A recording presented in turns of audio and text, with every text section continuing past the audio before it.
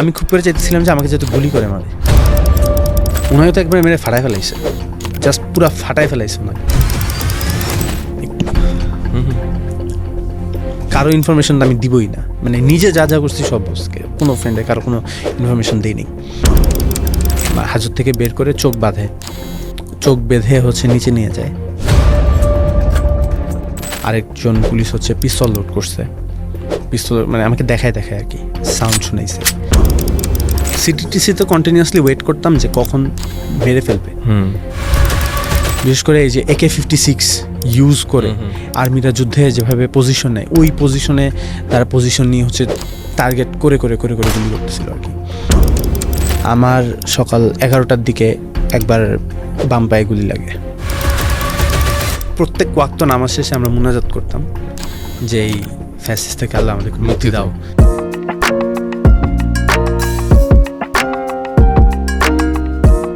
Hello everyone, I am Tahmid Arfin Haque and welcome to the honest dialogue. আজকে আমাদের guest হলেন আহমেদ সামরান, যিনি 2024-এর জুলাই মুভমেন্টের সময় একটি ভয়াবহ অভিজ্ঞতার মধ্যে দিয়ে গিয়েছিলেন এবং আজকে তার কাছ থেকে সেই অভিজ্ঞতার কথাটাই জানবো। তো চলে যাচ্ছি আহমেদ সামরান ভাইয়ের কাছে। আসসালামু আলাইকুম ভাইয়া। ওয়ালাইকুম আসসালাম। Welcome to the honest dialogue. Thank you.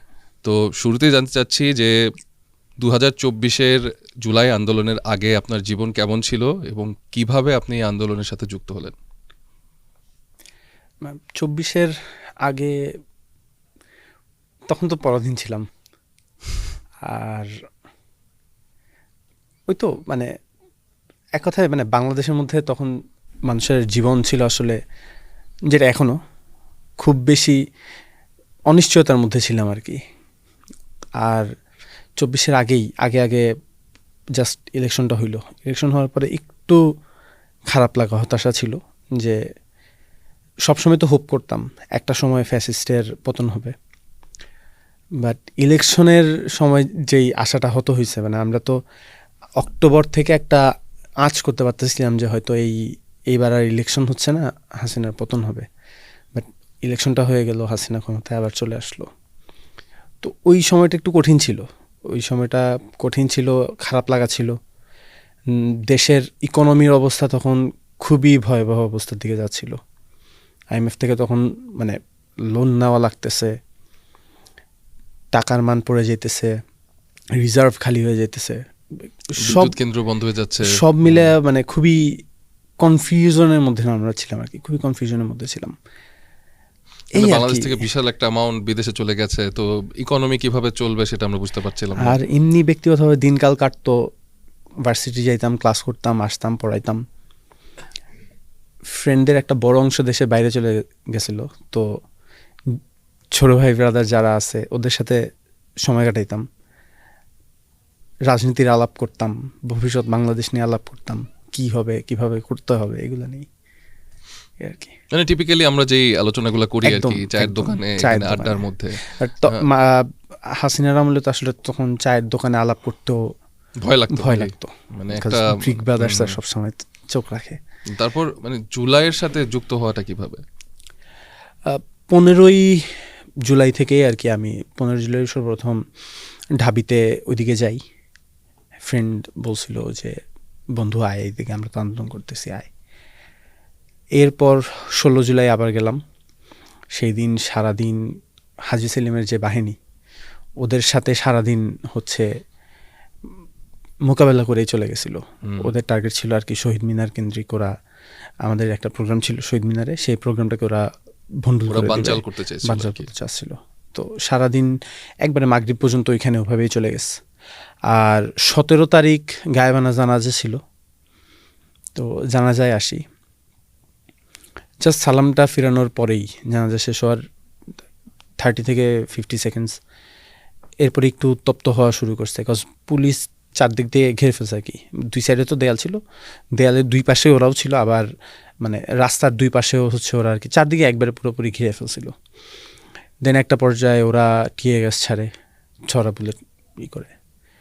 তো ওই দিনটা বহুত কষ্টে বেঁচে ফিরে আসছিলাম উত্তরায়। তবে ওই দিন বিশেষ করে হলগুলা খালি হয়ে যেতেছিল,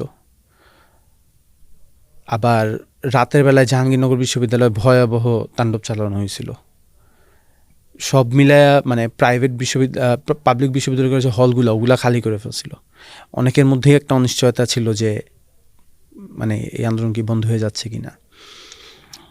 তো 18 তারিখ উত্তরায় যখন আমরা নামি আর কি, হাজার হাজার মানুষ, মানে উত্তরাতে ওই রাস্তায় এর আগে কখনো এত মানুষ নামছে বলে আমার মনে হয় না। এর আগে 2018 সালে নিরাপদ সড়ক আন্দোলনের সময় একবার হয়েছিল, ফ্লাইওভারটা হয়ে যাওয়ার পরে আর কখনো এরকম দেখা যায় না আর কি। তো 18 জুলাই সকাল থেকেই মানে উত্তরায় ছিলাম আর কি। যেই দৃশ্য ছিল উত্তরায়, এটা চোখে না দেখলে বিশ্বাস করা মুশকিল। সকাল থেকেই পুলিশ অনবরত মানে কোনো হিসাব ছাড়া গুলি করতেছে, সাউন্ড গ্রেনেড, টিয়ার গ্যাস মেরেই যাচ্ছে। আমার সকাল 11টার দিকে একবার বাম পায়ে গুলি লাগে, তারপর দুপুরবেলায় আরেকবার।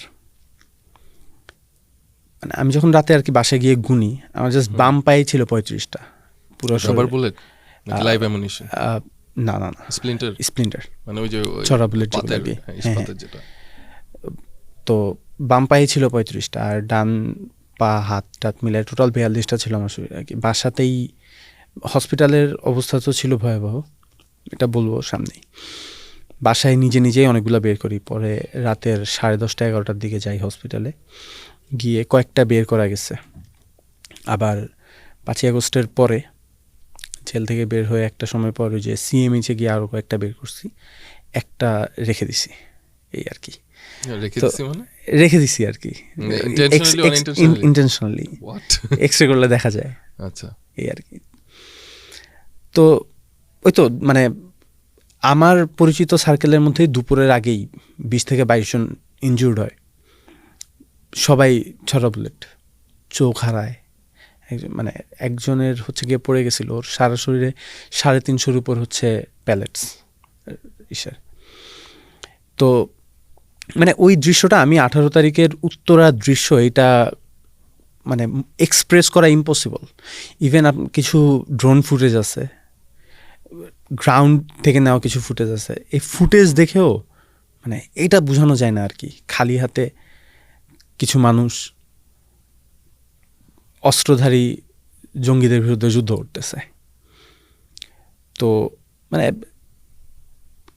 যেমন একটা ঘটনা বলি, দুপুরের দিকে হচ্ছে শহীদ মুখলেসুরের মাথার উপর যখন এপিসি চালায় দেয়, ওকে যখন শহীদ করা হয়, এই দৃশ্য তো সবাই দেখছে, ওই জায়গায় যারা ছিল সবাই দেখছে। তো ওর জাস্ট লাশটা উদ্ধার করার জন্য সর্বোচ্চ চেষ্টা করে একযোগে যখন সব শিক্ষার্থী, সাধারণ জনগণ সবাই মিলে যখন গিয়ে জাস্ট ওর লাশটাকে উদ্ধার করার চেষ্টা করে, 3:30 এরকম সময় একটা পর্যায়ে পুলিশের ঘোষণা এমন শেষ হয়ে যায় বা কিছু একটা, ওরা অনেকটা স্যারেন্ডারের অ্যাক্ট করে।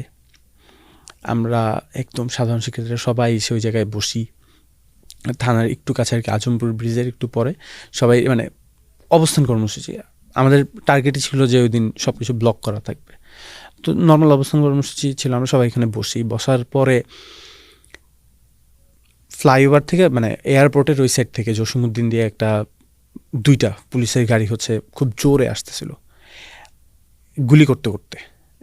সাথে সাথে হচ্ছে থানায় যারা যেসব পুলিশ অ্যাক্ট করছে, যে ওরা সারেন্ডার করছে, ওরাও অনবরত গুলি চালানো শুরু করছে।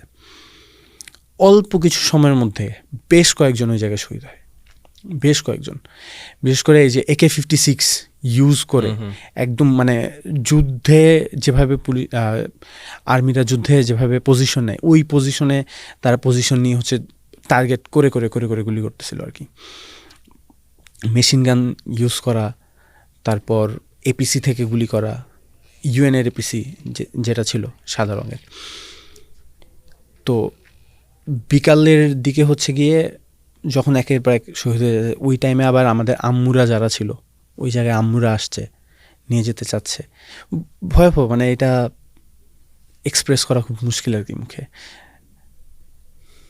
তো অ্যাজ আই সেড যে আসলে অস্ত্রের মুখে অস্ত্রহীনভাবে যুদ্ধ করাটা একটা অনেক বড় কারেজের ব্যাপার, এবং এই কারেজটা মানুষ কোত্থেকে ফ্যাদম করে এটা এক্সপ্লেন করা টাফ। এটা মানে অন্তর থেকে আসছে আর কি। আপনি কত লম্বা সময় পরাধীন থাকা যায়, কত লম্বা সময়। আমাদের মানে তখন কিন্তু লাইফ এতটা মিজারেবল ছিল, জীবন আসলে জীবন ছিল না। ওই যে যেই ফ্লাইওভার দিয়ে হচ্ছে পুলিশ এসে পুলিশ এরপরে হচ্ছে এপিবিএন গুলি করতে করতে আসলো, ওই ফ্লাইওভারের একটা গার্ডের পরে একটা পুরো পরিবার মারা গেছে। ওই ফ্লাইওভারের একটা জাস্ট ওই পরিবার খুব সময় বিয়েতে যাচ্ছিল, কোনো একটা বিয়ে অথবা ওদের মানে পরের দিন বিয়ে এরকম কিছু ছিল, পুরো পরিবারের সবাই মারা গেছে। তখন ওই ফ্যাসিস্টের যে ফ্যাসিস্টের যে এজেন্সি ছিল ওই পরিবারের মানে পরিবারের সদস্যদের চরিত্র হননে নেমে পড়ছিল, যে উনি অনেকগুলো বিয়ে করেছে। এটা ছিল লাইফ। রাস্তা দিয়ে হেঁটে যাইতেছে, ওই উপর থেকে একটা রড পড়ছে, জাস্ট স্পট ডেড। এরপরে বিশ্বজিৎকে যেভাবে কুপায় মারলো অন্য লেভেলে ছিল, বিশ্বজিৎকে যেভাবে কুপায় মারলো। 18 জুলাইয়ের কথা শুনলাম আমরা, আপনার আরেকটা অভিজ্ঞতার কথা জানি, মানে খুবই ভয়াবহ অভিজ্ঞতা যেটা, তো সেটার ব্যাপারে যদি একটু কিছু বলতেন। মানে ওই গুম হয়েছিলেন এবং অনেক দিনই রাষ্ট্রের যারা বাহিনী ছিল, যারা তাদের কথায় সবকিছু করছিল, তাদের কাছে জিম্মি ছিলেন, সে ব্যাপারে যদি কিছু বলতেন। মানে এই ঘটনাটা হচ্ছে 28 জুলাই আর কি। তো এর আগের কয়েকদিন আমি বাসায় যাইনি, মানে 18 জুলাইয়ের পর থেকেই বাসায় যাওয়া একদম বন্ধ করে দিয়েছিলাম, বিভিন্ন জায়গায় গিয়ে গিয়ে থাকা। তো 28 জুলাই একটু আমি বাসায় যাই, আসরের সময়, আসরের আজানের পরে মানে বাসার দিকে যাই। ইচ্ছা ছিল যে মানে 6 দিন গোসল করতে পারি না, এই গরম, মানে ফ্রেন্ডের বাসায় গোসল করে, মানে ওই তো গোসল করতাম, গোসল করে ওই এক কাপড়েই, এক ফ্রেন্ডের জামা কাপড় পরে। বাট আমার ইচ্ছা ছিল যে ভাই আমি একটু নিজে বাসায় যাই, একটু শান্তিতে, এত গরম ছিল, একটু শান্তিতে গোসল করি, জামা কাপড় পাল্টাই, আবার কয়দিন বাইরে থাকা লাগে ঠিক নেই। এবার আমার বিড়াল অসুস্থ ছিল, একটু বিড়ালটাকেও দেখে আসি, মূলত ওইটাই ছিল আর কি। বাকিগুলা তো পরে আমি মানে আসরের আজান হয়ে যাওয়ার, বাসা থেকে দূরে কেন থাকতে হতো? Safety reason. মানে এরকম কিছু ঘটেছে যে মনে হয়েছে যে আমি বাসায় থাকলে আমার জন্য এটা রিস্ক, মানে আশেপাশে কাউকে? ওইখানে হচ্ছে পুলিশ হচ্ছে কন্টিনিউয়াসলি ওই যে মানুষের বাসায় গিয়ে গিয়ে রেড দিত। তো আমার পরিচিত একজনকে হচ্ছে অ্যারেস্ট করছিল। এর আগেও হচ্ছে মানে ওই যাকে অ্যারেস্ট করছে ওর বাবাকেও অ্যারেস্ট করছে। ওর বাবাকে নিয়ে হচ্ছে ওর বাবা যেখানে জব করতো সেখানের লোকজনকে অ্যারেস্ট করছে। খুব ভয়াবহ আর কি। উত্তরায় মানে ছেলে আর বাবা অ্যারেস্ট হয়েছে, এরকম 3টা ঘটনা আছে শুধু উত্তরায়।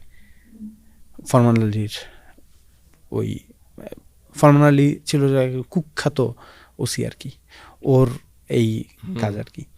তারপরে আপনি বাসায় গেলেন? তো বাসায় গেলাম, বাসায় গিয়ে গোসলও করা হয় নাই, কোন জামা পরবো, জামা গোছাইতে গোছাইতে কিছু সময়ের মধ্যে বাসায় পুলিশ চলে আসছে। ইনফর্মার ছিল বাসার বাইরে, ইনফর্মার খোঁজ দিছে, পুলিশকে ফোন দিছে, 2 গাড়ি অথবা 3 গাড়ি পুলিশ আসছে। ইনফর্মারকে আবার পুলিশ 2000 টাকা দিছে আমার সামনে, সাইনও দিছে, ওই মানে টাকা দিছে যে ওইটা প্রাপ্তি স্বীকারে, হ্যাঁ প্রাপ্তি স্বীকারে সাইন দিছে। তো নিয়ে গেল, নিয়ে জাস্ট ওই তো তারা হচ্ছে আমার বাসায় জিনিসপত্র দেখছে। মানে এই ইনফর্মারটা কে, আপনি কি তাকে চেনেন? আমি চিনি। আমি পরবর্তীতে কিছু বলি নাই, সরি বলছি, আমি বলছি আচ্ছা ঠিক আছে সমস্যা নেই। মানে এখন মানে তার হয়তো নিড ছিল, মানুষ আসলে ওই যে নিডে অনেক সময় করে, ভুল করছে, ক্ষমা চাইছে। ব্যক্তিগত জায়গায় আর কি কখনো রিভেঞ্জ নেওয়াটা বা হচ্ছে পছন্দ করি না, এই কারণে কিছু বলি নাই কখনো আর কি। যাই হোক, তো পুলিশ সাথে করে নিয়ে যায়, নিয়ে উত্তরা পশ্চিম থানায় ফার্স্ট নিয়ে যায়, নিয়ে হাজতে রাখে। হাজতে যখন নেয় তখন মাগরিবের আজান দিচ্ছে, এরকম সময় মাগরিবের পরপর আব্বু আসে, মানে থানায় আমি আব্বুকে দেখছি আর কি মাগরিবের পরপর। ভাবছি হয়তো আব্বু আমার জন্য আসছে, পরে দেখি যে আব্বুকেও হচ্ছে মানে 2টা হাজত ছিল, পাশে আরেকটা হাজতে আব্বুকে ঢুকাইছে। মানে পুলিশ যে এসে আপনাকে ধরে নিয়ে গেল, তো এখানে কি কোনো রকমের জোর জবরদস্তি হয়েছিল, ধস্তাধস্তি হয়েছিল, নাকি আপনি উইলিংলি তাদের সাথে? আমি উইলিংলি আসছি। আমি জাস্ট আম্মুকে বলছি যে আম্মু, অনেক মানে কান্না চলে আসছে আম্মুর, খুব টেনশনে পড়ে গেছে। আমি বলছি যে এত প্যারার কিছু নাই, আমি চলে আসবো, না টেনশনে কিছু নেই, এটা বলে আর কি বেরোইছি। তো ওই তো গিয়ে একটা গাড়িতে উঠাইলো, উঠানোর পরে তো থানায় গেলাম, কোনো জোর জবরদস্তি করে নাই, না আমি নিজের মতো করে সুন্দর মতো, এরপরে যা যা ছিল চাইছে ফোন টোন চাইছে, আমি বলছি নেন ফোন, ফোন নিছে। পরে ফোন নেওয়ার পর আমার আবার ফ্রেন্ডের সাথে কথা ছিল যে মাগরিবের পর আমরা একসাথে চা খাবো। তো ফ্রেন্ড তো ফোন দিতে দিতে, ও তো জানে না যে আমাকে ধরে নিয়ে গেছে, ও ফোন দিতে দিতে ফোন দিতে আছে, পুলিশ কাটতেছে, দিতেছে কাটতেছে, একে তো বললাম যে আমার ফ্রেন্ড, ওর সাথে দেখা করার কথা ছিল, এই জন্য বারবার ফোন দিতেছে, ও কোথায় থাকে, আমি বলছি আমি তো জানি না কোথায় থাকে, আপনি ফোন ধরেন, ধরে বলেন। তো ফোন ধরলে তো আবার টের পেয়ে যাবে, এই কারণে আর ওরা হয়তো ফোন ধরে নাই, হয়তো ট্র্যাক করছিল। ট্র্যাক করছিল। তো ওই হাজতে যখন ছিলাম আর কি, হাজত থেকে নিয়ে ওসির রুমে নিয়ে যায় জিজ্ঞাসাবাদের জন্য। এই জিজ্ঞাসাবাদ মানে খুবই ইন্টেন্সিভ জিজ্ঞাসাবাদ ছিল আর কি, খুব সিরিয়াসলি ইন্টারোগেট করতেছিল। আরও কয়েকজন ছিল হাজতে, মুরব্বি ছিল তিনজন মুরব্বি ছিল, আমার আব্বু ছিল, ইয়াং কেউ ছিল না। আব্বু ছিল বলতে আব্বুকেও কি হ্যাঁ, arrest আব্বুকে যে করেছিল? পাশের হাজতে, সেলে। হ্যাঁ। তো মূলত জিজ্ঞাসাবাদ আমাকেই করছে, বাকিদেরকে মানে আপনাদের দুজনকে কি একসাথে অ্যারেস্ট করা হয়, আপনার বাবা আর আপনাকে? আমার আব্বুকে আমি অ্যারেস্ট করতেই দেখি নাই। আমি জাস্ট ওইখানে যখন আমি এই যে হাজতে রাখছে কিছুক্ষণ পর আব্বুকে দেখছি, তো ভাবছি যে আব্বু হয়তো আমাকে নিয়ে Save আসছে করতে দেখে এই আসছে, কারণে আসছে। পরে আব্বুকেও হচ্ছে হাজতে ঢুকায় আর কি। যখন আব্বুকেও দেখছে হাজতে ঢুকে, মেজাজ খুব তো খুব আপনি খারাপ হয়ে পরে গেছে। কি জানলেন যে উনি আপনার জন্য আসছিল, পরে ওকে আব্বুকেও অ্যারেস্ট করছে, তাই তো? এরকমই মানে পুলিশই বলছিল যে, খুব সম্ভবত পুলিশই বলছিল যে আপনিও আসেন সাথে, মানে দেখে যান যে কি হয়। তারপর কি হলো? তো বেশ কয়েক দফা জিজ্ঞাসাবাদ চলে, ওসির রুমে জিজ্ঞাসাবাদ চলে, তদন্ত অফিসার যে ছিল তার রুমে জিজ্ঞাসাবাদ চলে, 3-4 জন মিলে জিজ্ঞাসাবাদ করে। এরপর আমার ফোন ছিল, ফোন একবারে ফোনের যা আছে সব চেক করতে থাকে আর কি, সব অ্যাপস মানে মেসেঞ্জার, হোয়াটসঅ্যাপ যা আছে, যত ছবি আছে গুগল ফটোসে যা আছে, ইভেন ইমেইলেও অনেক সময় সেভ থাকে, সব চেক করতেছিল আর কি খুব, এবং সব কিছু জিজ্ঞেস করতেছিল। যেমন আমার সাথে যারা রাজপথে ছিল তাদেরকে ধরার চেষ্টা করতেছিল, উত্তরে তো সবাই অনেক কানেক্টেড আর কি। তো মানে একজনের থ্রুতে 10 জন ধরা যাবে, 10 জনের থ্রুতে 10 জন, এভাবে করে টার্গেট ছিল। তো এর বাসা কই, এর বাসা কই, আমি ওভাবে উত্তর দিছি যে আসলে ফ্রেন্ড, কিন্তু কেউ কোনো কারো বাসা চিনি না, সিকিউরিটি রিজনে আপনাদের কারণেই আমরা হচ্ছে এরকম, সিকিউরিটি রিজনে কেউ কারো বাসা চিনি না, বাট অনেক সময় তোদের বাসায় গেছি, এরকম ছবি তো দেখছে। এই বাসা তো আমি এখন তো লোকেশন মনে নেই, মানে আমার ছিল যে আমি অ্যাভয়েড করার চেষ্টা করছিলাম আর কি, যাতে না বলতে হয়। তো ওরা তো অবভিয়াসলি বুঝছে, প্রচুর থ্রেড দিছে যে মানে কথা বের করার সিস্টেম আমাদের জানা আছে, তুমি ছেলে সহজে বলবা নাকি। আমি আবার বলছি যে হ্যাঁ ট্রাই করে দেখতে পারেন। আপনার গায়ে কি হাত তুলেছিল? আমার গায়ে ওরা তখন হাত তুলে নেই, মানে আমি খুবই মানে এত রুড বিহেভ করছি ওদের সাথে, মানে মেজাজ তো খুব খারাপ ছিল আর কি। তো যেমন ফর্মালি কোন লেভেলের কর্মকর্তারা ছিল আপনার ইনভেস্টিগেশন? ওসি ছিল, আর তদন্ত অফিসার ছিল, ওনার নাম হচ্ছে অপূর্ব ভাইয়া, উনি ঢাবির স্টুডেন্ট ছিল, উনি আমাকে বলছে আর কি এভাবে করে। তো মানে ফর্মালি সে মানে আমাকে এভাবে বলতেছিল যে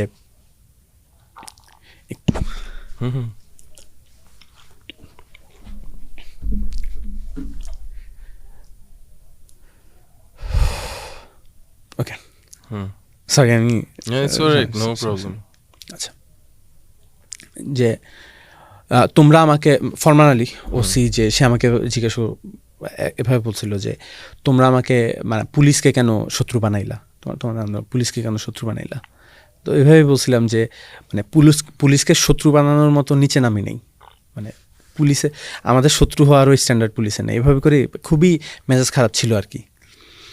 তো ওরা আর পরে তেমন কিছুই বলে নাই, আবার ইসে নিয়ে যায়, ওই হাজতে রাখে, তদন্ত অফিসার আবার ডাকে, সে আবার জিজ্ঞাসাবাদ করে। তো একটা পর্যায়ে রাতের তখন 12টা-1টা বাজে এরকম সময়, 12টা-1টার দিকে হচ্ছে আমাকে হাজত থেকে বের করে চোখ বেঁধে হচ্ছে নিচে নিয়ে যায় থানার গেট থেকেই হচ্ছে নিয়ে আবার চোখ খুলে দেয়, চোখ বাঁধছে কেন যাই না, জাস্ট হুদাই নিয়ে চোখ খোলার পরে শুরুতে যেটা দেখি যে 2টা গাড়ি, সামনে গাড়িতে ছিল 5 জন, পিছনে গাড়িতেও 5 জন। তারা হচ্ছে ওয়েট করতেছে, মানে হয়তো আমাকে কোথাও নিয়ে যাবে। আরেকজন পুলিশ হচ্ছে পিস্তল লোড করছে, পিস্তল মানে আমাকে দেখায় আর কি, সাউন্ড শুনাইছে, হ্যাঁ পিস্তল লোড করছে। এরপর বলতেছে যে এখনও সময় আছে, কিছু বলবা কি না, মানে তোমাকে তো আসলে মানে যে তদন্ত অফিসার ছিল সে একটু অ্যাক্ট করতেছিল যে সে তো আসলে আমার পছন্দই করে, হ্যাঁ তো তুমি তো ভালো ছেলে বলে ফেললেই সে Good শুরু cop, থেকে bad cop, মানে একজন ব্যাড সে কপ, শুরু একজন গুড থেকেই কপ। ওভাবে ছিল। আর পরে বলতেছে যে এখনো বলার সুযোগ আছে, বলবা কি না। তো আমি বলছি যে না, আমার যা বলার আমি বলছি, আর কিছুই বলিনি, নিজে কি করছি সব বলছি। এভাবেই বলছি যে মানে পুলিশকে 18 থেকে পুলিশকে লক্ষ্য করে ইট ছুড়ছি। ওরা বলছে যে আমাদের কাছে কিন্তু সব প্রমাণ আছে। আমি বলছি যে মানে প্রমাণ যদি নাও থাকে এমনভাবেই বলছি আর কি যে আমি লাঠি নিয়ে গেছি, আপনি মানে ইট ছুড়ছি, আনফর্চুনেটলি ইট লাগাইতে পারি নাই। তো এগুলো হয়তো ওদের খুব গায়ে লাগছে আর কি। আমারও ছিল, কারো ইনফরমেশন আমি দিবই না, মানে নিজে যা করছি সব বসকে, কোনো ফ্রেন্ডে কারো কোনো ইনফরমেশন দিই নি। বাট ওরা জানতো যে আমি জানি কিন্তু বলতেছি না, এই জন্যই হয়তো এভাবে চেষ্টা মানে করছে গুড আর কপ কি। ব্যাড কপ সিস্টেমে বের করতে চাইছে যাতে ভয়ে বলে দাও আর কি। পরে তো গাড়িতে তোলার পর তখন আমাকে বলে নেই যে কোথায় নিয়ে যাচ্ছে। ওই দিন মনে হয় বৃষ্টি হয়েছিল বা বৃষ্টি আসবে ভাব, খুব ঠান্ডা ছিল। তো গাড়ি হচ্ছে মিন্টু রোডের দিকে নিয়ে যাচ্ছিল আর কি।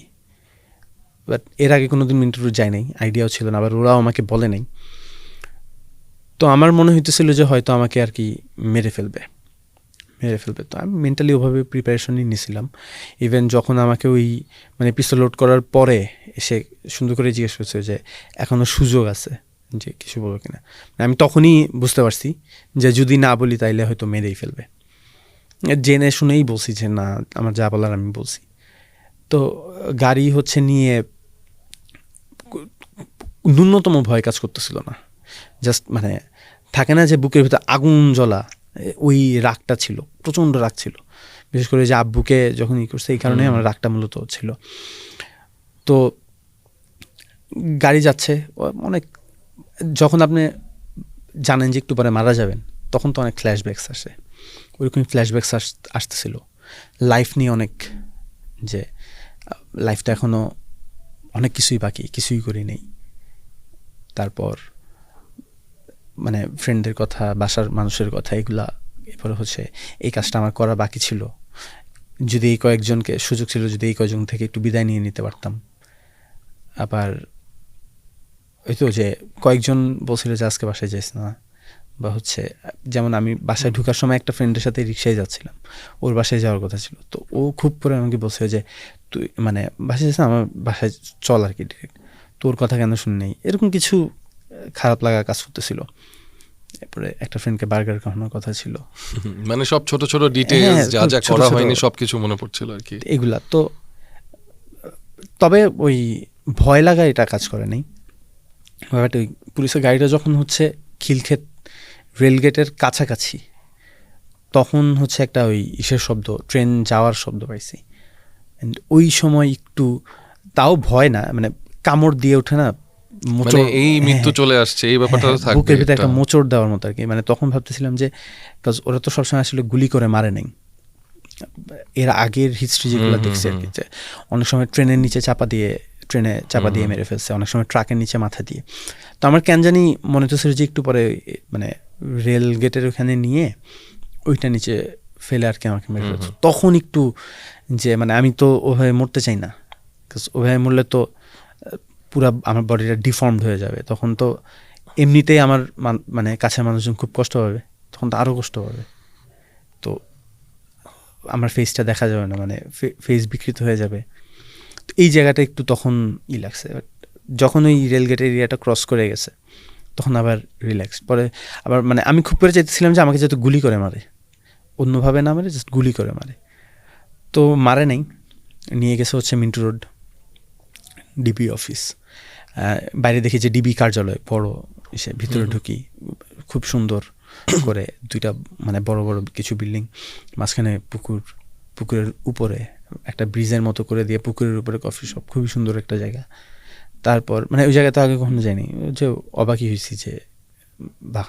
পরে নেওয়ার পরে দেখে যে একটা বিল্ডিংয়ের সামনে দাঁড় করেছে, ওখানে হচ্ছে সিটিটিসি আর কি, কাউন্টার টেরোরিজম কিছু কিছু। তো ওইটা দেখে আবার আরেকবার একটু লাগছে যে এখন তো তাইলে আমাকে নিয়ে অনেক গল্প বানাবে ওরা, যে একটা হয়তো জঙ্গি নাটক বানাবে। বাট খারাপ লাগতেছিল যদি আমার মানে আমার কাছের মানুষজন বা যারা আমার সাথে রেগুলার চলে ওরা তো অবভিয়াসলি বিশ্বাস করবে না, কিন্তু ভার্সিটির ফ্রেন্ডসরা যারা মানে ভালোভাবে চেনে না তারা তো ঠিকই বিশ্বাস করবে। আমার খুব মানে আমার ভার্সিটির ফ্যাকাল্টিরা আমাকে অনেক আদর করতো ছোটো থেকে, মানে আমরা একদম ছোটো থেকে বলতে ভার্সিটির শুরু থেকে একদম ফার্স্ট ইয়ার থেকে মানে যত ফ্যাকাল্টি পেয়েছে ম্যাক্সিমাম ফ্যাকাল্টি খুবই স্নেহ করতো আর কি। তো ওনাদের কথা যে ওনারা যদি এই স্টোরিগুলো বিলিভ করে, তো এরপর অনেকক্ষণ দাঁড়ায় ছিলাম, ভিতর থেকে একজন আসছে চোখ কষলাইতে কষলাইতে, ওদেরকে হয়তো জানাই নাই যে আমাকে নিয়ে আসবে।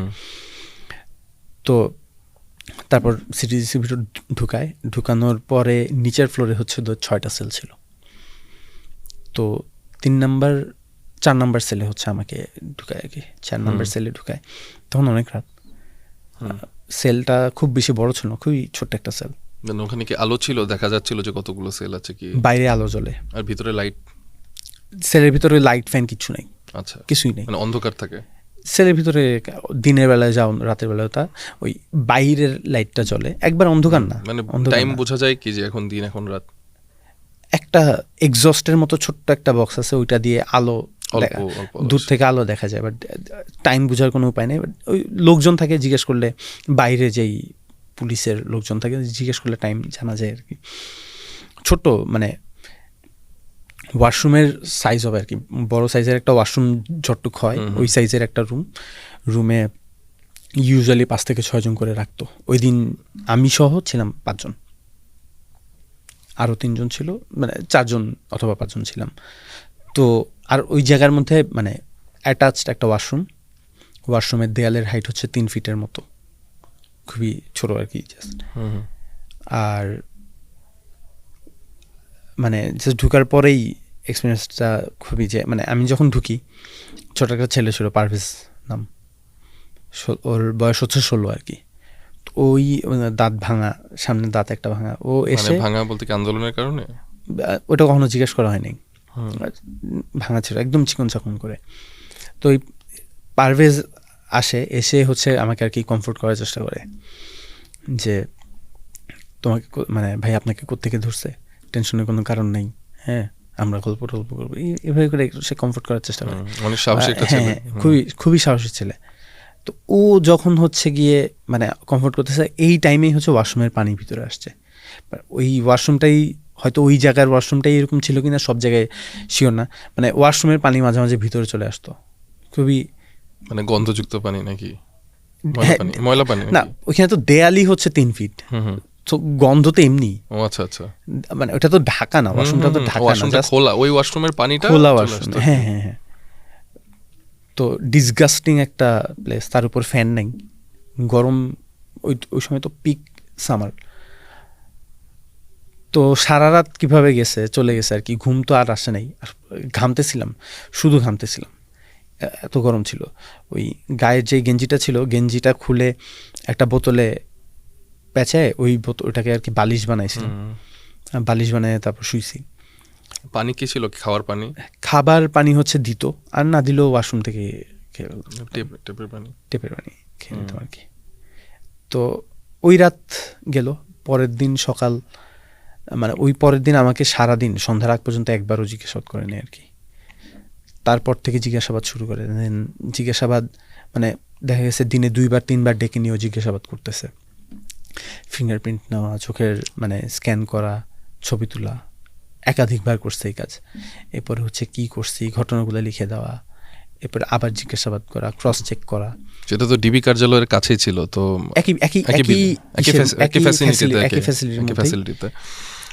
একই ভিসিনিটিতেও। তো ওনার সাথে কি কখনো দেখা হয়েছে? মানে ডিবি হারুন তো হেড ছিল।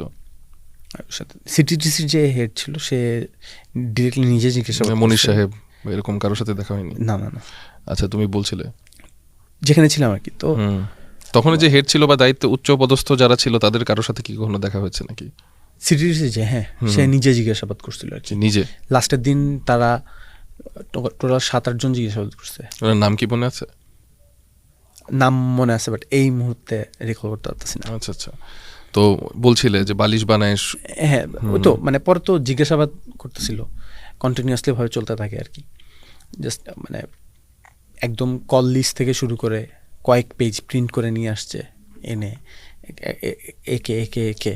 ওখানে অবশ্য জাস্ট ফোন নাম্বার লেখা ছিল। আমি বলছি আমার তো ফোন নাম্বার মুখস্থ নেই, আমি নিজের ফোন নাম্বার বাদে আমার বাসার কারো ফোন নাম্বার স্বাভাবিক। তো যদি আপনি দেখাতে পারেন আমি সব প্যারা নেই। এখন ফোন তো আরও রাউন্ড করবেন না, তা এই এত মিনিট কী কথা বলছো, এত মিনিট কী কথা বলছো।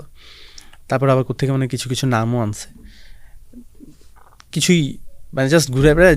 আর আমি শুরু থেকে করছি যে ভাই আমি খুব বেশি একটা বাংলা পারি না, একটু যদি ডিফিকাল্ট ওয়ার্ড মনে হয় আমি তো এটা ইংলিশকে আমি বুঝি না।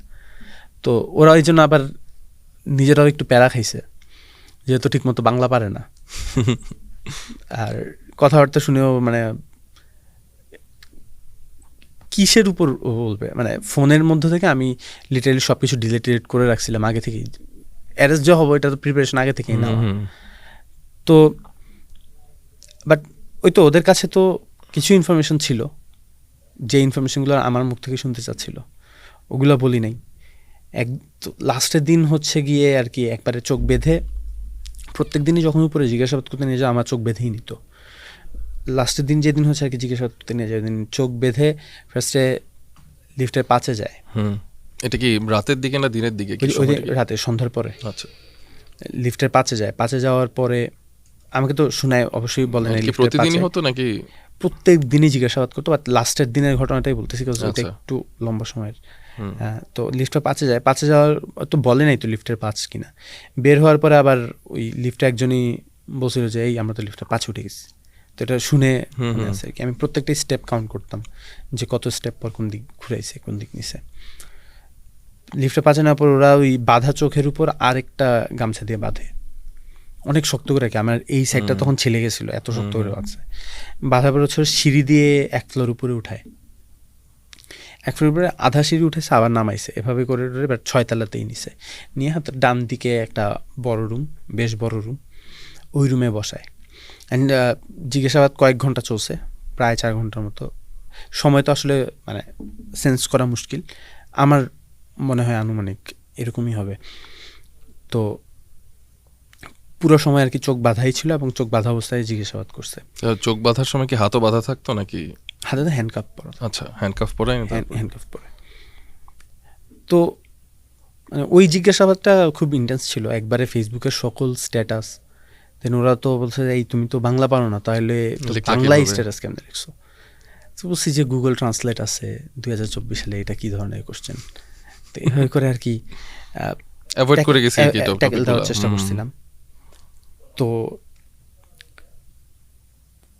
ফোন নাম্বার থেকে শুরু করে মানে অনেক উল্টাপাল্টা কথা বলছে এ করে। তারপরে ওরা আমাকে একটা মুচলেখা দিতে বলছিল, বাট মুচলেখা যে ওটা তখন বুঝতাম না। ওরা বলছে যে তুমি একটু লিখিত এগুলো আর কখনো করবে না, তোমাকে আমরা ছেড়ে দিব। তো এটা দেই নেই, না দেওয়ার পরে হচ্ছে গিয়ে আচ্ছা ঠিক আছে এটা বলে আমাকে রেখে দেয়। পরের দিন কোর্টে তুলে, আগস্টের 1 তারিখ কোর্টে তোলার পর হচ্ছে 1 দিনের রিমান্ড দেয়। এন্ড মানে কি তারা কোনো ফিজিক্যাল টর্চার বা কোনো নির্যাতন কি চালাইছে তোমার উপর? ওভাবে না। আচ্ছা, তবে ওই সেলে যারা ছিল আর কি, আমার সেলমেট যারা ছিল, ইলেকট্রিক শক দেওয়া থেকে শুরু করে মানে ইভেন পারভেজদের সাথে আমার প্রথম যেদিন দেখা আর কি, ওর পুরো শরীরে মানে ওকে তো মারছে, পুরো শরীরে মানে কালো কালো ছাপ ছিল। পারভেজ কি এমন কিছু করেছিল যেটার কারণে ওরা এরকম অত্যাচার করেছে ওর উপর?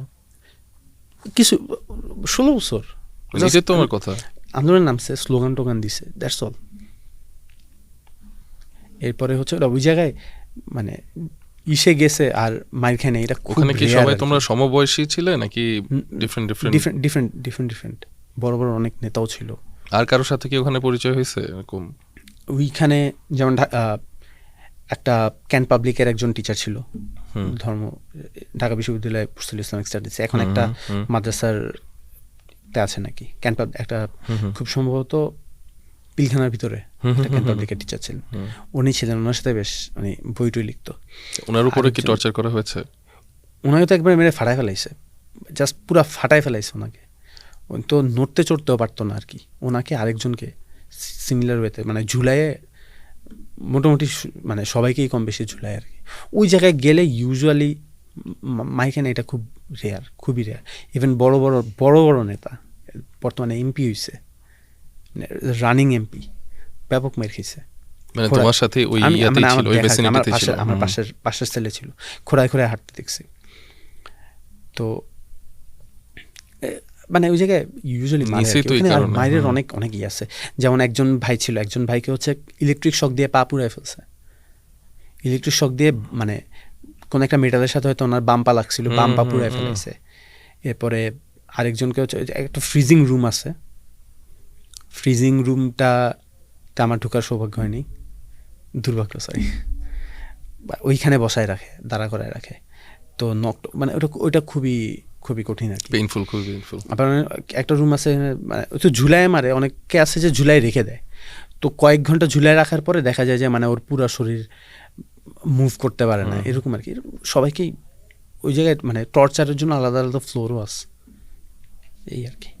তো আমি জানি কোথায় ছিলাম, আমরা ছিলাম যে তোমাকে ইন্টারোগেশন করতে নিয়ে গেছে, চোখ, আচ্ছা হ্যাঁ, মোটা গামছা দিয়ে চোখ বেঁধেছে 1 তারিখে যখন মানে কোর্টে তুলে পর রিমান্ড দেয়।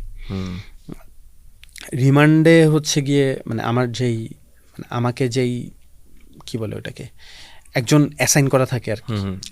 রিমান্ডে দেয় কোর্ট থেকে রিমান্ড দেয়। তখন তো থানাতে নিয়ে যাওয়া হয় আফটার রিমান্ড দেওয়ার পরে? না, নাকি ওখানে যেখানে ওই ফ্যাসিলিটিতে, সিটিটিসিতেই অনেক মানে সিটিটিসিতে একটা বিষয় কি মানে অনেকে হচ্ছে লিস্টেড, অনেকে আছে আনলিস্টেড।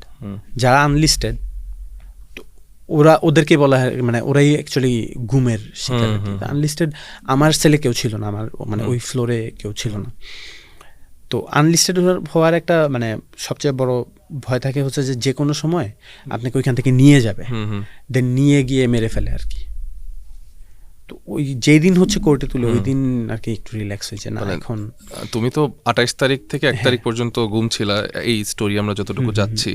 তো এই টাইমটা তো তুমি মানে আনলিস্টেড ছিলা? আনলিস্টেড ছিল। কোর্টে ওঠানোর পরে you got into the list. তো এরপর থেকে আবার একটা সাইন দেওয়া হয়, মানে না আমার যতদূর মনে পড়ে কোর্টে মানে 1 তারিখের আগে 31 তারিখেও হচ্ছে আমার রাতের বেলায় সাইন নিয়েছিল। 31 তারিখ রাতের বেলায় আমার সাইন নিয়েছিল। মানে এরপর থেকে হচ্ছে মানে প্রত্যেকবার করে সাইন নিত, এর আগ পর্যন্ত সাইন নেওয়ার ছিল না। তো 1 তারিখে আর কি রিমান্ড দেয় যখন, যে হচ্ছে আমার জন্য আমাকে অ্যাসাইন করা ছিল যেই পুলিশের খুশন্ত কনস্টেবল বা কিছু হবে, তো উনি তো রিমান্ড মানে ওনার জিজ্ঞাসাবাদ শেষ করে উনি চলে যায় ওনার বাসায়। ওনার খুব সম্ভবত সন্তান সম্ভাবনা ছিল এরকম কিছু, আর হয়তো নতুন ছিল অনেক, উনি খুবই যা মনে হয়েছে আর কি খুবই নার্ভাস। আমাকে জিজ্ঞাসাবাদ করতে প্রচণ্ড ভয় পাইতেছিল ভাবছে।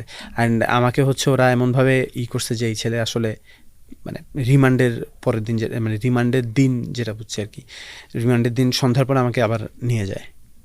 ওই দিন খুব রাফ বিহেভ করে আর কি, নিয়ে যাওয়ার পরে হচ্ছে যে ওরা সামহাও বুঝতে পারছে যে আমি অনেক কিছু আসলে জেনেও বলি নেই বা অনেক কিছু অ্যাভয়েড করে গেছি। তো সব তো আসলে বলবো না, এটা আমি শুরু থেকেই ছিলাম। তো এটা কেন বলো না, এটা কেন বলো নাই? আমি বলছি এটা তো আপনি স্পেসিফিকলি আমাকে জিজ্ঞেস করেনি, স্পেসিফিকলি জিজ্ঞেস করলে আমি কেন বলবো না?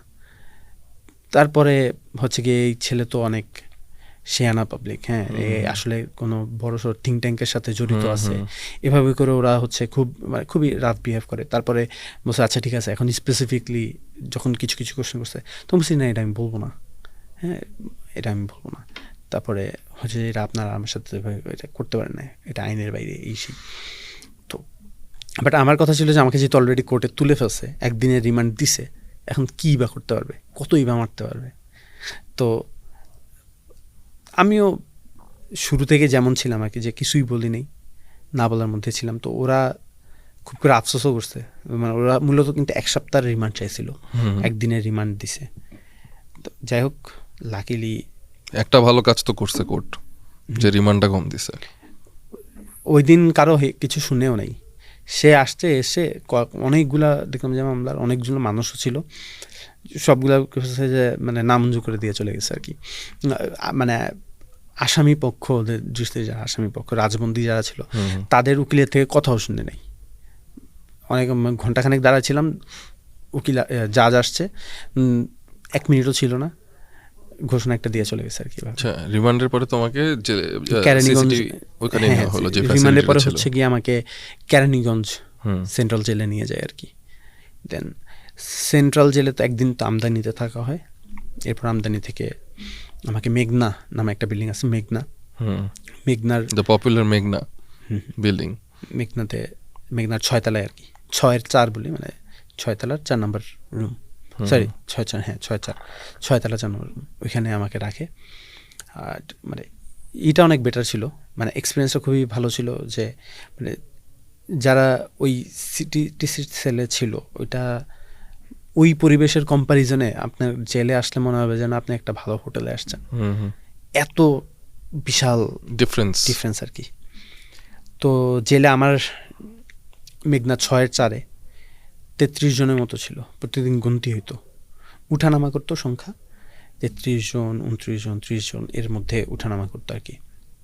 নিয়ে হচ্ছে কাশিমপুর হাই সিকিউরিটিতে ট্রান্সফার দিত। জেলে জায়গা ছিল না, জেল ওভার পপুলেটেড ছিল, প্রায় 11,000-এর উপরে কয়েদি ছিল আর কি, এত বেশি। এটা হচ্ছে 1 আগস্টের পরে, 1 আগস্টের পরে 2 আগস্ট আমাকে আর কি ওই কেরানীগঞ্জে নিয়ে যায়। তো কেরানীগঞ্জে গিয়ে তখন হচ্ছে কি, ওই তো অনেকজন মানুষ ছিল, আবার দিনের একটা সময় বিল্ডিংয়ের লকআপগুলো খুলে, আর নর্মালি হচ্ছে বিল্ডিংয়ের গেট খুলে বিল্ডিং থেকে বের হওয়া যায়, মাঠ আছে, লাইব্রেরি আছে, ওগুলাতে যাওয়া যায়। কিন্তু এই সময়টাতে মানে এই ভয়াবহ পরিস্থিতি যখন দেশে চলতেছে, তখন সব বন্ধ করে দেয় আর কি, সব ধরনের। মেইনলি তারপরেও সিটিটিসির এক্সপিরিয়েন্স থেকে এটার এক্সপিরিয়েন্স অনেক বেটার ছিল। সিটিটিসি তো মানে সিটিটিসি তো কন্টিনিউয়াসলি ওয়েট করতাম যে কখন মেরে ফেলবে। অন্ধকার ছিল, কিছু দেখা যেত না, কিছু জানা যেত না। ওইখানে আবার কন্টিনিউয়াস ইন্টারোগেশনের মধ্যে সারাক্ষণ জিজ্ঞাসাবাদ, জেলে তো আর জিজ্ঞাসাবাদেরই নেই। এরপরে আপনি বাথরুমের মধ্যে খাইতে আসবে না, খাবার আসে না বাথরুমের মধ্যে, ওটা তো এক প্রকার বাথরুমেই ছিল। তো ওই কম্পারিজনে বেটার, বিল্ডিংয়ে উঠানামা করা যেত। আবার একদিন গোসলের সুযোগ পাইছিলাম, একদিন একসাথে। এটা কি সিটিটিসিতে? না, জেলে। আচ্ছা, জেলে একদিন হচ্ছে জেলের ওয়াশরুমের মধ্যে গোসল করা নিষেধ আর কি, পানির সংকটের কারণে কিনা যাই না, গোসল করা নিষেধ। একদিন আমরা নিচে একসাথে প্রায় 200 জনের মতো গোসল করার, বড় একটা ফোয়ারা, একসাথে প্রায় 200 জনের মতো গোসল করতে পারছিলাম। সিটিতে এই সুযোগটা ছিল না। সিটিতে আবার ওয়াশরুমের মধ্যে গায়ে পানি ঢালা আর কি। তো যাই হোক, ওই বিল্ডিংয়ে আমরা যেটা করতাম, তখন আবার আমার বয়সী অনেককে পাইছি, আমার বয়সী অনেকে। এটা ওই আন্দোলনেরই ছিল, আন্দোলনেরই কয়েদি ছিল ওইখানে। তো মানে সবাই ওরাই ছিলাম, আমরাই ছিলাম, সব রাজবন্দী। মানে 11,000-এর মধ্যে 7,000-এর উপরে সব রাজবন্দী, 7 থেকে 9,000 সব রাজবন্দী, এবং সমবয়সী, কাছাকাছি বয়সে, সমবয়সী, বড় ছোট মিলানো ছিল। ম্যাক্সিমাম ছিল রাজনৈতিক, ম্যাক্সিমাম বলতে 70%-এর মতো রাজনীতিকে ছিল, বিএনপি, জামাতের বিএনপি, আর স্টুডেন্টরা ছিল। যেমন আমার ওই সেলের মধ্যে আমি জগন্নাথের 2জনকে পাই, তারপর অন্যান্য কলেজ, কিছু আশেপাশের কলেজ, মিরপুরের কয়েকজনকে পাই, 2জন। From that if you fast forward to 5th August, মানে কিভাবে কি হলো পরে? তুমি কি 5 আগস্টই মুক্তি পেয়েছিলে নাকি? না, 6 আগস্ট রাতে। এটা কি কোনো আইনি প্রক্রিয়ার মাধ্যমে নাকি? অনেকটা আইনি প্রক্রিয়া বলা যায়।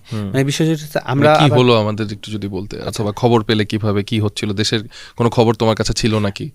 আচ্ছা, হ্যাঁ, ওইটা বলতেছি আর কি, যে মানে আমরা জেলে কিছু ইনফরমেশন আসে, কিছুটা মানে নর্মালি তো টিভি থাকে, খবর দেখা যায়, নিউজ পেপার দেখা যায়, বাট ওই সময় সব বন্ধ ছিল। ওই সময় পরিবারের সাথে যোগাযোগও সব বন্ধ ছিল। তবে ওই যে জেলের পুলিশ থাকে, ওদেরকে 10 টাকা 20 টাকা দিলে ওরা কিছু তথ্য দিত। অনেকে আবার যাদের একটু টাকা বেশি 100-200 টাকাও দিয়ে দিত। তো ওরা এসে কথা বলতো, ওরা আন্তরিক ছিল, বেশ আন্তরিক ছিল। এর মধ্যে একটা বড় অংশ ছিল হচ্ছে বিডিআর বিদ্রোহের সময় যাদেরকে অ্যারেস্ট করে তাদের একটা বড় অংশ ছিল, তারাও আবার সরকারের পতন চাইতো ওই বিডিআর বিদ্রোহের ওদের মধ্যে, তারাও তো একটা ভিকটিম, তারাও ভিকটিম। তো আমরা শুনতাম যে বাহিরে নাকি আবার একজোট হওয়া শুরু হয়েছে, আবার রাজপথে নামা শুরু করছে। তো এই সময়ের মধ্যে কি আমরা আবার জেলের মধ্যেও কিছু কিছু ইন্ডিভিজুয়ালি গিয়ে গিয়ে জেলের মধ্যেও আমাদের কথা বলতে ভয় লাগতো যে হয়তো ওরা এগুলো কথাগুলো শুনবে, তো কোথাও হিডেন ক্যামেরা থাকতে পারে, লিক হতে পারে, লিক হতে পারে, বা ওদের এজেন্টও থাকতে পারে আশেপাশে, হু নোস। তো আমরা ওই যে ইন্ডিভিজুয়ালি গিয়ে গিয়ে গিয়ে গিয়ে রুমে গিয়ে গিয়ে দুই একজনের সাথে একটু সম্পর্ক করে পার্সোনাল মানে এঙ্গেজমেন্ট ক্রিয়েট করে তারপরে শিওর হইতাম যে ঠিকঠাক মানুষ। তো আমরা প্ল্যান করতেছিলাম যে 15ই আগস্ট কিছু একটা করা যায় কিনা। মানে আমাদের এরকম একটা ধারণা ছিল যে 15ই আগস্ট হয়তো ছাত্ররা বড় পরিসরে রাজপথে, মানে আওয়ামী লীগও তো 15ই আগস্ট সেলিব্রেট করতে নামে, আমরা ওইটার ওই সময় নামবো আর কি 15ই আগস্টে, এরকম একটা আমাদের জেল থেকে না ছাত্ররা যারা বাইরে, 15ই হ্যাঁ মানে 15ই আগস্টের কথা আমরা ধারণা করে নিয়েছি যে হয়তো ওরা নামবে, ছাত্ররা নামবে যদি আন্দোলনটা চলতে থাকে। ছাত্ররা তো শুরু থেকে বেশ, ওরা তো বাই ডিফল্ট ক্রিয়েটিভ আর কি। তো মনে হয়েছিল যে হয়তো 15ই আগস্ট ওরা নামবে। তো আমাদের টার্গেট ছিল এরকম যে আমরা 15ই আগস্ট জেলের ভিতর অনেক ঝামেলা করবো সো দ্যাট একটা বড় অংশ পুলিশ আমাদেরকে নিয়ে বিজি থাকে, তাইলে ওদের একটু যাতে হেল্প হয়। তো ওইটা নিয়ে আমরা দাওয়াতি কাজ বলা যায়, মানে সবাই মিলে কথাবার্তা বলতাম। 4 আগস্ট থেকে শুনছি যে মানে আন্দোলন অনেক, 3 আগস্টের পরে 3 আগস্ট রাতের মধ্যে মানে শুনছিলাম যে মানে অনেক বড় করে স্টুডেন্টরা আবার একজোট হইতে পারছে, বড় করে নামতে পারছে। তখন আমাদের মানে আরও কি বলে এটাকে সাহস বাড়ছে বা আরও বেশি আশা আসছে যে হয়তো না 15ই আগস্টের মধ্যে এমন হতে পারে সরকারি পতন হয়ে যাবে। আমাদের মানে মেন্টালি এরকম একটা ইচ্ছে যে 15ই আগস্ট হয়তো এটা হোপ ছিল যে হয়তো 15ই আগস্ট সরকারের পতন হয়ে যাবে। তো নর্মালি 5 আগস্ট ফজরের পরে এসে একটা গুনতি হয়, গণনা শেষে দুপুর মানে সকাল 9টা পর্যন্ত এরকমই গল্প টল্প করে সবার সাথে কথা শুনে আমরা ইসে যে 33 জনের মতো ছিলাম, সবাই সবার মানে ইন্ডিভিজুয়ালি আমি সবার মানে স্টোরিগুলো শোনার চেষ্টা করতাম আর কি, একটু কমফোর্ট দেওয়ার চেষ্টা করতাম, একটু হোপ দিতাম। অনেকে হতাশ হয়ে যেত, জেলে মানুষ মানে জেলে দেখবেন যে ফ্যান নাই, বেল্ট নিতে দেয় না, প্রচুর সুইসাইডের রিস্ক থাকে আর কি। তো হোপ দেওয়ার চেষ্টা করতাম যে এভাবে একদিন তো হাসিনার পতন হবেই। তো এরকমই সকালবেলায় 9টার দিকে এরকমই কথা বলতেছিলাম। আমরা প্রচুর লুডো খেলতাম, আমি খেলতাম না কারণ আমি তো টোটাল 3টা ম্যাচ খেলছি, 3টাই জিতছি। তো আমার একটা ভয় ছিল যে আমি যদি একটা হারি তাহলে তো আমার এটা কমে যাবে, তো আমি খেলতাম না। আমি তখন একটা কোচের ভূমিকা পালন করতাম আর কি। সো যারা আবার কিছু আছে তাস খেলতে পারবো, ওনারা তাস খেলতো, এইভাবে তার টাইমটা পাস করতো। 5 আগস্টে পরে তারপর কি হলো? তো সকালবেলায় এইভাবেই আমাদের চলতেছিল 9টা পর্যন্ত। তো এই সকালবেলায় একজন মানে কারারক্ষী এসে বলতেছে যে এরকম আজকে খুব সম্ভবত নামবে, আমরা এটা রাতের বেলায় খবর পাইছি যে আজকে সকালে ওরা খুব বড় করে নামবে, এমন হইতে পারে যে আজকেই সরকারের পতন হয়ে যাবে। তো আবার যে আজকে পতন হয়ে যাবে এটা সে খুব আশা নিয়ে জোর দিয়ে বলছে আর কি, সেও চায় পতন হোক। তো আমরা তো তখন খুব মানে উজ্জীবিত, আমরা সবাই দোয়া কালাম শুরু করছি, দোয়া করতেছিলাম যে কীভাবে, এবং প্রত্যেক ওয়াক্ত নামাজ শেষে আমরা মুনাজাত করতাম যে এই ফ্যাসিস্ট থেকে আল্লাহ আমাদেরকে মুক্তি দাও, এই শহীদদের আত্মার অনেক। তো সকাল থেকে আমরা খুব আশাবাদী এবং দোয়া কালাম শুরু করছি। দুপুরের দিকে খুব সম্ভবত 1টা-2টা এরকম বাজে, জোহরের নামাজের কিছু সময় পরে আর কি, দেখি যে ওই জেলারদের যেখানে থাকে আর কি, জেলারদের কোয়ার্টার, ওইখান থেকে তাদের ফ্যামিলি মেম্বাররা একদম ব্যাগ ট্যাগ নিয়ে সবাই ভাগতেছে। তা আমরা তো শিওর হয়ে গেছি। আর মানে কিছু কিছু খবর আসতো, একটা ছিল খুব সম্ভবত যমুনা নাকি সূর্যমুখী যেই বিল্ডিংটা, ওই বিল্ডিংয়ে সব ভিআইপি লোকজন যারা কমিশন পাওয়া এমপি টেমপি বা বড় মাপের ওরা থাকতো। তো ওইখান থেকে খবর আসতো আর কি, ওইখান থেকে তারা খবর পাঠাতো। ওইখান থেকে দেখা যায় যে সিগারেটের বক্স পাঠাইতো, যারা সিগারেট খায়, মানে বিএনপি নেতারা নর্মালি তাদের নেতাকর্মীদের জন্য যাতে সিগারেট পাঠাইতো, সাথে সাথে খবরও পাঠাইতো। ওই দিক থেকে আমরা মানে নিউজ যাতে আমাদেরকে জানায়, তো এরকম এসে এসে বলতো যে অমুক থেকে খবর পাঠাইছে যে এই অবস্থায় আছে হাসিনা, খুব সম্ভবত পালাই যাবে, ছাত্র অনেক মানে লক্ষ লক্ষ মানুষ রাস্তায় নামছে। তো এরকম যত তথ্য আসে আমরাও তত জাস্ট উজ্জীবিত হইতেছি যে এই মনে হয়। যখন দেখছি যে ওরা পালাইতেছে আমরা মোটামুটি শিওর হয়ে গেছি। কারা পালাইতেছে? ওই যে মানে জেলারদের পরিবারের কোয়ার্টার থেকে ওরা পালাই যাচ্ছে, কোয়ার্টার থেকে একটা মানে অগ্রবার্তা যে বিশাল মানে অনেক মানুষ ব্যাগ ট্যাগ নিয়ে সব পালাইতেছে।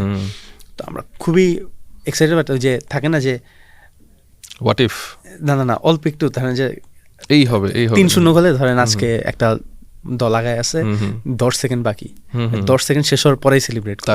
আমাদের ওরকম আর কি, আমরা তো খুবই হ্যাপি। তো এরকম একটা সময় হচ্ছে, এরকম খুব সম্ভবত 3টা বাজে এরকম সময় বলছে যে সেনাপ্রধান ঘোষণা করবে, এরকম কিছু একটা জাস্ট আসছে আশেপাশে বিল্ডিং থেকে চিল্লি, এরপরে হচ্ছে যে প্লেট দিয়ে বাড়ি টাড়ি দিয়ে সবাই সেলিব্রেট করতেছে। আমরা তখনও আমাদের এখানে যেহেতু তখনও আসে নাই, আমরাও খুব এক্সাইটেড। দেন 3টার দিকে আনুমানিক খবরটা আসে, তো উচ্ছ্বাস যেটা মানে হাড় কাঁপানোর মতো আর কি, পুরা শরীরে যেটা ফিল করা যায় ইনসেন। এটা মানে ওই সময় মানে the biggest goosebumps anybody can ever have. যারা বাইরে ছিল তারাও অবভিয়াসলি সেটা ফিল করছে। তো কেঁদে দিছে আনন্দে। তারপরে কিছু মানে সবাই সেলিব্রেট করার পরে শুকরিয়া আদায় করে নামাজ পড়ছে, সারা রাত হচ্ছে গিয়ে গান চলছে, এবার নামাজ পড়ছে, গান চলছে, খাবার আসছে। পরের দিন 6 তারিখ হচ্ছে আবার জেল থেকে বলা হইতেছিল যে আজকে 6 তারিখ ভালো খাবার আসবে। জেলের খাবার তো ভালো না, তো 6 তারিখ ভালো খাওয়া করে বলতেছিল, এসেও বলছিল যে 6 তারিখ ভালো খাওয়া আছে। আমরা খুব খুশি যে 6 তারিখ আমরা ভালো খাবার খাবো।